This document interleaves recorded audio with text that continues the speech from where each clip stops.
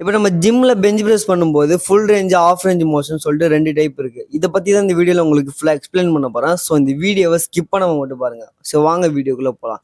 இப்போ நம்ம ஜிம்ல பெஞ்ச் பிரஸ் பண்ணும்போது நிறைய பேரை பார்த்துருப்போம்.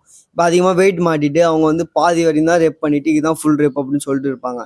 இதை பார்த்து பிகினர்ஸும் இதான் கரெக்ட் அப்படின்னு நினச்சிட்டு இருப்பாங்க. ஓகேவா? இப்போ இந்த டெமோ வீடியோல பாருங்களேன். இப்போ இதுதான் வந்து பார்ஷியல் ரெப். இவர் வந்து நிறைய பேருக்கு தெரிஞ்சிருக்கும்.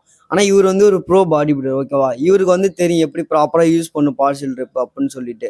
ஓகேவா? ஏன்னா இவர் ஆல்ரெடி வந்து ஃபுல் ரேஞ்ச் ஆஃப் மோஷன் வந்து மாஸ்டர் பண்ணியிருப்பாரு. வந்து பிகினர்ஸ் பண்ண வேண்டியது இந்த மாதிரி ப்ராப்பரான ஃபார்மில் தான் பண்ணணும் எப்பயுமே. ஃபர்ஸ்ட் இவங்க இந்த மாதிரி பண்ணும்போது அவங்க செஸ்ட் மசில்லாம் வந்து நல்லா ஸ்ட்ரெச்சஸ் ஆகும்.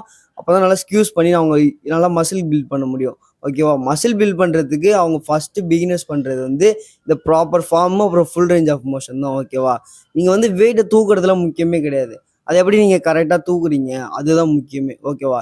ஸோ ஓகே, இந்த மாதிரி நான் டெய்லி யூஸ்ஃபுல்லான ஃபிட்னஸ் இன்ஃபர்மேஷன் உங்களுக்கு வேணும்னா நம்ம பேஜை ஃபாலோ பண்ணிவிட்டு யூடியூப்பில் பார்த்தீங்கன்னா சப்ஸ்கிரைப் பண்ணிக்கோங்க. Stay tune.